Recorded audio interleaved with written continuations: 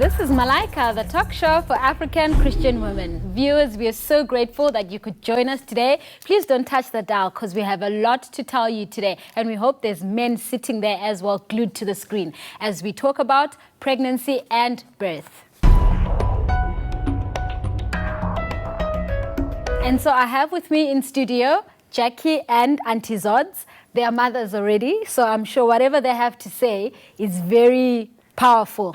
But I mean, I won't speak for Mama Audrey. I will let her speak for herself. You know, the gray hairs are gray hairs of wisdom, and we really appreciate that. You see gray hairs? We see wisdom. We see wisdom, Mama. No gray hairs, Mama. I'm telling you. So, viewers, we've got much in store for you today, which we hope will be a great input to everyone out there. So, we also have a guest that you will get to meet later on in the show. You will know a lot more about her then.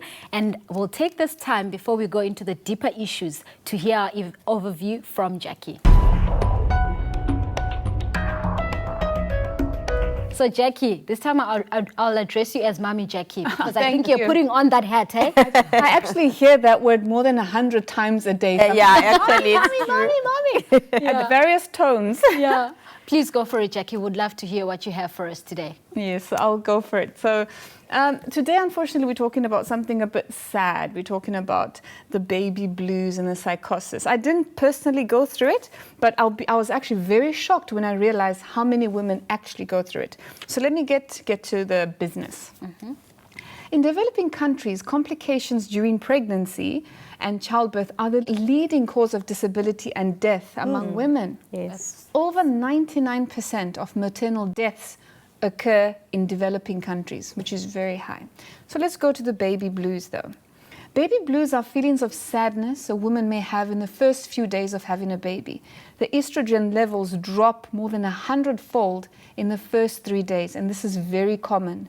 About 4 in 5 mothers go through it, about 80%.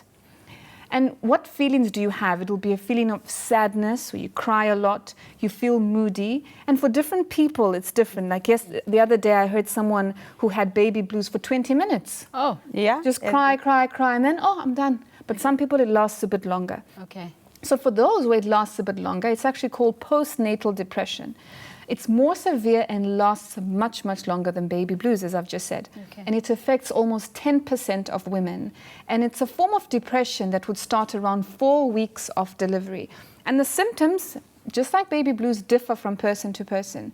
And it would include withdrawal from loved ones, a feeling of disconnectedness from your baby. And then we have an even more severe mental illness, which is called psychosis. Okay. This can start in a few days or weeks after having a baby. And this one, it also varies, but it's a lot more serious. The symptoms are delusions. You have strange beliefs that are not true. You have hallucinations, hearing, seeing things, and feeling things that are not there. And you have high moods and loss with touch of reality. And if this is happening, it's a psychiatric emergency. Now let's go into risk factors of depression. Many women experience these risk factors, and they would include stressful life events, low social support, and family history of depression. Now I'll go into miscarriage. The World Health Organization says miscarriage is the most common reason of losing a baby during pregnancy. And the statistics are staggering. Pregnancy loss affects almost 1 in every 4 women. It occurs naturally without any human intervention and complications about 15 to 20% pregnancies worldwide. To end, in 1976, there was a book called An Orphan's Tale. It says, a husband that loses a wife is called a widower. A child that loses a parent is called an orphan. There's no word for a parent that loses a child. That's how awful the loss is. I think only one that has lost a child can truly feel the depth of the pain. That's to end my overview. You know, from what Jackie is saying, you know, it can bring, I mean, for some of us that don't have children, it can bring such a fear. But I'm so grateful that we're here and we're talking to Christians and we can have input to encourage us on how to handle all those things, you know. So as we go deeper into it, can you give us the dynamics of these issues highlighted in Southern Africa? Yes, I think Jackie has touched on one aspect of what a woman will face during pregnancy and childbirth. But I think I would like to mention that pregnancy and childbirth is actually one of the most rewarding things that a woman will go through. And it's actually something to look forward to. It is. Something to go into it with a positive attitude. Otherwise, if that fear comes in, you'll be seeing everything wrong, but it's not necessarily like that. Because why I say that is because women are different. So I've spoken to women who've had a breeze of a pregnancy and childbirth. They loved it. They were well in their bodies. I'm one of them. And I had an awesome pregnancy. didn't go through anything. So it doesn't necessarily mean every woman will go through it. Okay. But this is for the men out there. It is real that women's bodies change. There's so much changes that happen in a woman's body during that time. Okay. And especially for the African men, they don't appreciate or even understand what is happening because sometimes women get emotional. There's a lot of hormonal changes, chemical changes. And because it doesn't know when you have cravings, it's like, come on, get on with it. I've seen the mother next door, she's not struggling. And so for the woman, a lot of the times they go through this time on their own. And there's no working together because he says, there's a term which says, into zabafazi, this is women's stuff. Women. We don't get involved in this kind of thing. This is how the African men views pregnancy. Meantime, really for some women, it's a tough time because some can really be ill from the beginning to the end. And they can go through all the things that Jackie has mentioned. But I think one of the biggest lacks is that education, to know that she's going through her first trimester, this is likely to happen. Second trimester, this is likely to happen. And the third one, this is what will happen. But because even the woman herself, generally in Africa, doesn't know what and is not, then there's a lot of misconceptions. So this is one of the areas I feel women need to be educated on. I think it's definitely women, but also, as you're saying, the men as well, you know. So I don't know if, Mama Audrey, how can we then bring this all in full circle, because it involves both, and it involves somewhere an eye-opening. What is the heart of the Lord? I think that pregnancy, when a woman is pregnant, it's a project, it's a common project of the husband and the wife. Okay. It's not the idea of the wife. It's not because she didn't take precautions. It's not, you go for pregnant, it's your problem now. No, the baby that's coming, it's our baby. It's a common project, and we are both involved. It's like building a home. Okay. It's a project. And it's important that the man knows, again, not according to culture, but first of all, according to medical realities, that the woman will go through sometimes hard times. I remember personally, when I was pregnant for 3 months, I never stopped bringing up. And that's a reality. You cannot help it. You are driving in the car, you're walking on the street, and you've got to stop. It's stronger than you. And it's not like making up. And in these days, you need some people to have some understanding around you and not to point a finger and to show impatience to you. And also, I think there's an important aspect as well, is that during those days, I don't think that the woman is as keen and available to think of, you know, a sexual relationship. She's just thinking of resting and making up for the energy loss, for the tiredness. And husbands must be understanding. They must realize that they are part of this project and they've got to walk these 9 months with their wives, be a support, talk to the baby, pat the tummy, talk to the baby. Okay. Of course, be sensitive and be more careful, because sometimes they come up, their legs are swollen, and they do work throughout their pregnancy. Exactly. I worked until the last day of my pregnancy before I gave birth. I was still working. And so they get more tired, and they need some special care. Even if you've got grown-up kids in the house, Mom needs some special care at that time, and maybe it's not for her to take your shoes off. It's for you to take her shoes off and maybe give her some special care. And I think it's very important to have the heart of the Lord. As a Christian, we are not living according to culture. We don't live according to what we saw our mother do, our father do, the way our father treated my mother. It's got nothing to do. Today you are a Christian. You have to live this as a Christian, as a child of God, who knows the Bible, who knows Jesus, and who carries the heart of Jesus in this situation. In light of everything that Mama Audrey has mentioned, I think let's take this opportunity to hear from our guest, Kuda Kote, all the way from Botswana, and to hear her experiences. Kuda, thank you so much for joining us on the program today. Thank you, Rose, for having me. It's a pleasure to be part of the program. I read about your journey to motherhood from an article on an online article, and I thought it would be good today for viewers to actually hear for themselves what you have gone through. Please share with us the road that you took to motherhood. Thank you, Rose. It was a bumpy road. After 6 years of marriage, we tried to conceive for a full year, but could not succeed, and we only managed eventually to succeed the following year. And the pregnancy wasn't easy. It was really tough. I had pains from beginning to the end. The baby tried to abort first trimester twice. And at 8th month, my placenta ruptured and I lost my baby. I almost died, but thankfully a miracle took place and I didn't lose the blood I was supposed to lose at that time. It was the hardest time of my life.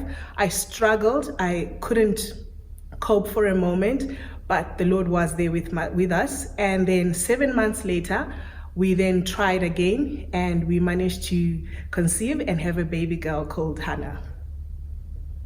So Kuda, that seems like, not for many do they take it as a breeze. And we know, as Mama Audrey kept mentioning, where culture comes in and brings in a lot of things. What was your experiences where that is concerned? Because we know the pressures and the timelines that are put on us by culture. It did create problems.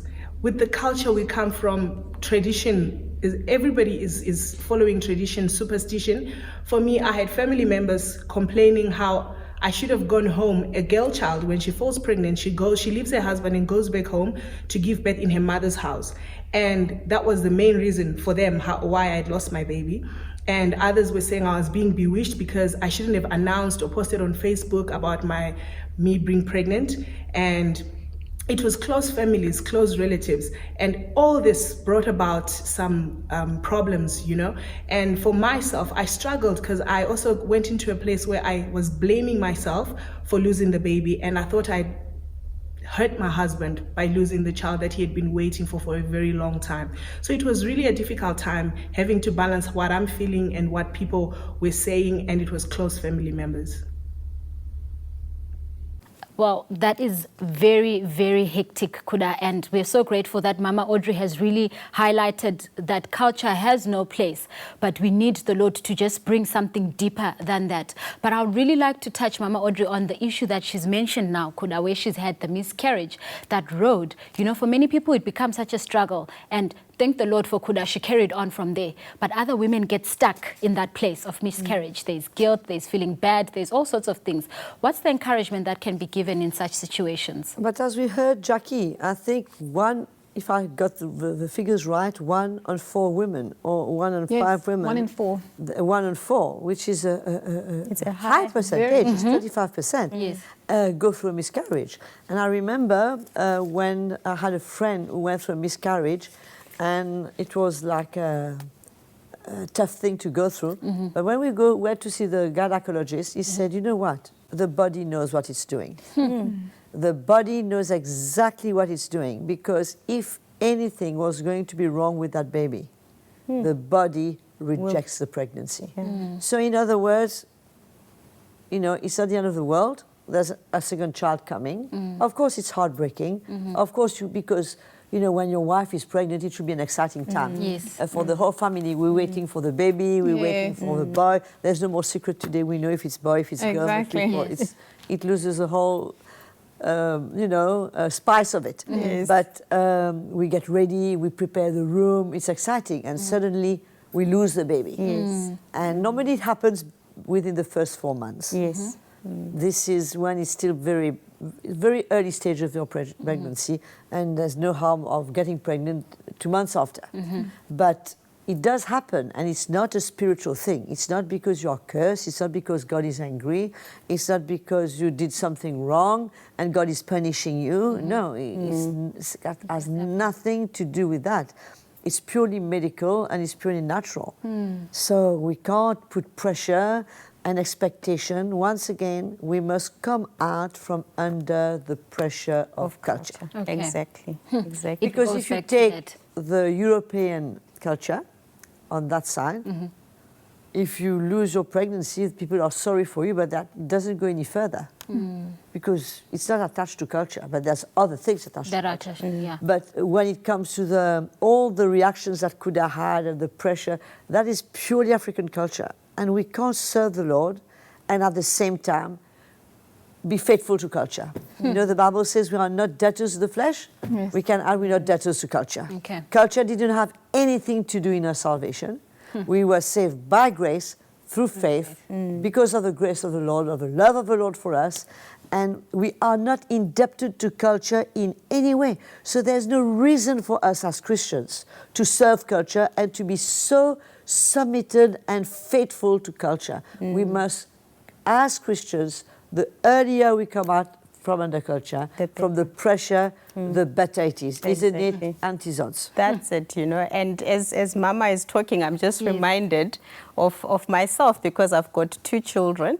And Two beautiful ones. Exactly. And their father too. Oh, of course, you had to add that in there. That's right.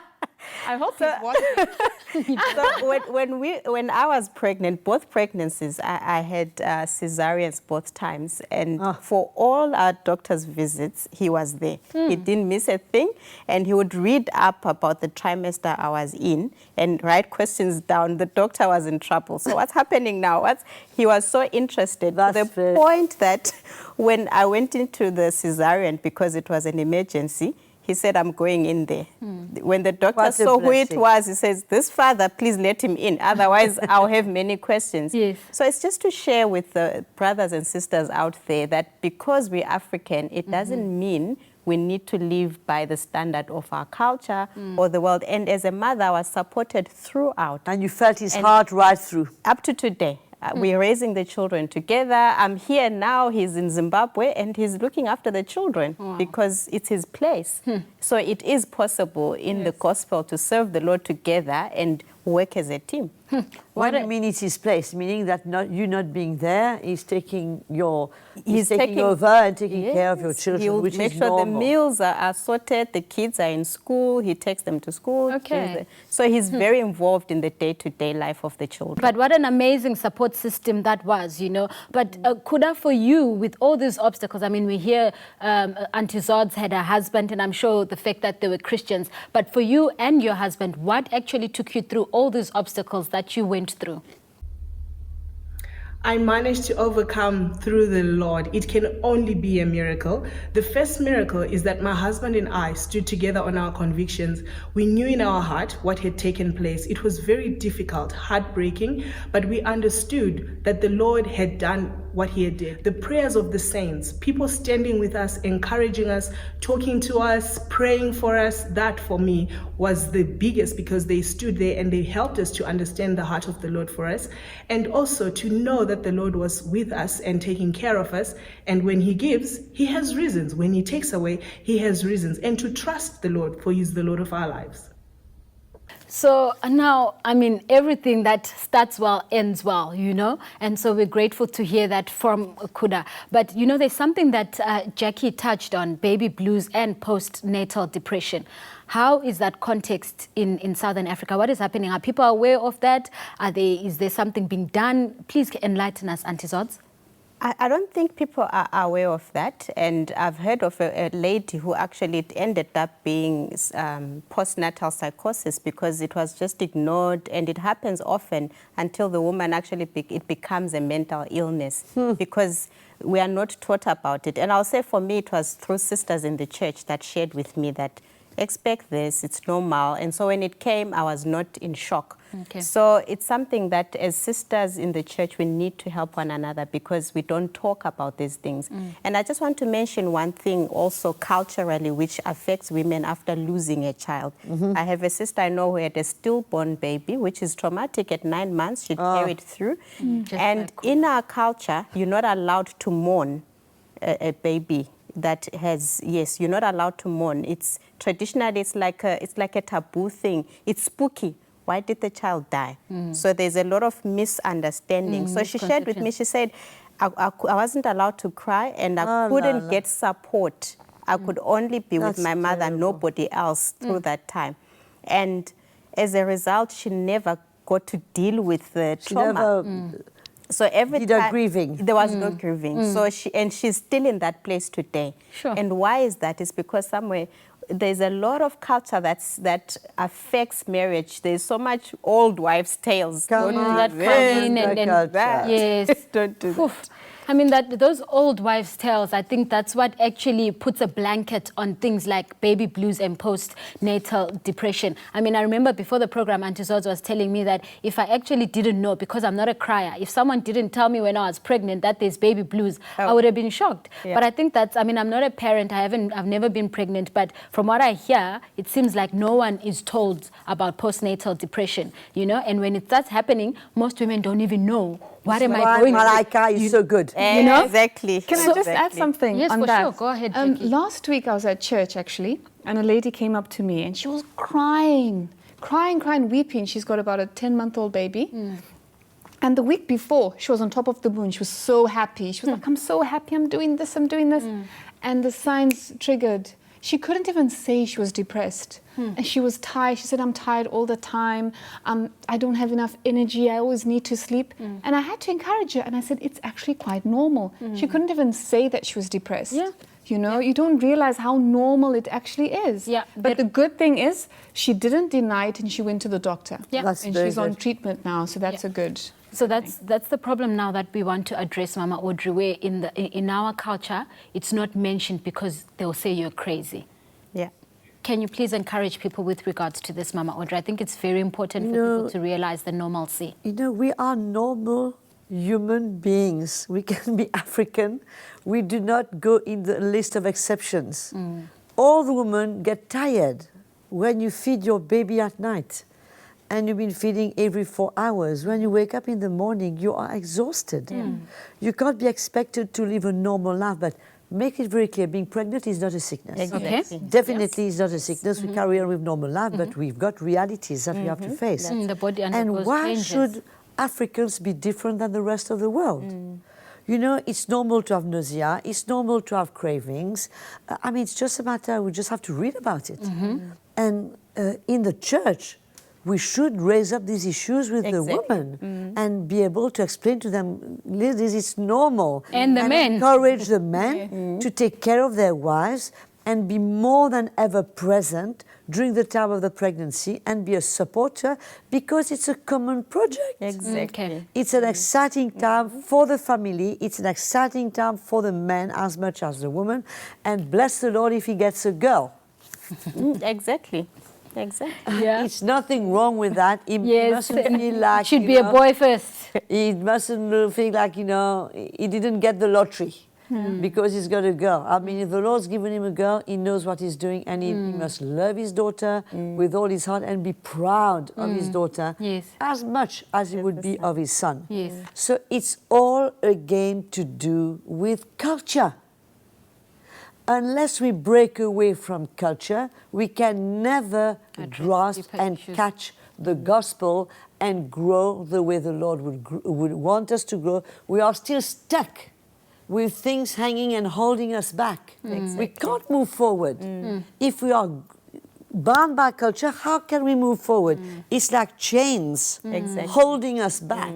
We can't love our wife the way we should love her. We can't take care of our children the way we should take care of them. We can't be an example the way we should be an example. We can't humble ourselves. We can't say sorry because I'm not supposed as an African man to say sorry. Yes, as a Christian you are supposed to say sorry. As a Christian you are supposed to humble yourself. You are supposed to take care, to go dish, cook, wash the dishes, help your wife when she's tired. So it is all being blocked by culture. Unless, you know, you hear Zodwa, and I'm sure you ladies is the same. Same for me, yes. I'm sure your husbands have been there for you. It's not the same understanding because you are no longer living according to culture. Exactly. And now you have been breaking through culture. Now you've come in another mode, in the Christian mode. Exactly. Now you are living as a Christian. You want to live your Christian life fully, and that is the key. Okay, so that key, Mama Audrey, you know, maybe you can put that in your final word. The key where pregnancy, birth is concerned, parents, the mother and the father, and how the church comes in as well. I mean, as I said, you know, everybody knows when you are pregnant, you come back home to say you're pregnant. It's a great news. There are some women who struggle every month when they see their periods coming and they're so disappointed because they were looking forward to that pregnancy. Sometimes it happens to them for years. Yes. But when you happen to be pregnant, and hopefully that is a planned pregnancy, where it's not just happened as an accident or out of wedlock, and when you happen to be pregnant, it's such a good news. You're coming back to your house, to your mom, to your dad, to your husband, and you're announcing the good news. And this is a special time. This is a time which is like a time of privilege for you as a husband to even be more careful and to prepare that you want to take care of your wife and make sure that everything is okay, that she's not feeling lonely, that she's not feeling depressed, that she's not feeling tired, that she's making the best of that pregnancy. Walk with her, take her outside, let her breathe a bit of air, and take her out, change her ideas, go together to the shops and look things for the baby. I mean, it's such a great time. Let's not allow culture to come and deprive us and steal from us the blessings that God has intended for us during that special time. Okay. Thank you so much, Mama Audrey. I mean, we'll end it right here, unfortunately, on a very lovely note, I must say. So thank you so much, Kuda, and thank you to all my co-hosts today. And I'm actually excited. I'll make sure my husband watches this. And so, viewers, it has been so good to be with you today. Please continue to write to us, follow us. Our links are at the bottom of the screen. And please just share with your friends, share with family, share with anyone out there who can benefit from such. Many husbands, exactly. And let's break this bondage of culture. And so till next time, thank you and goodbye. Thank you so much for joining us on the program today. We were very happy to have you, and we've got lots more interesting topics to discuss on Malaika. But to stay up to date, you need to subscribe, as on the bottom of the screen. Just click that button, to stop me from talking. Click it, and see you soon.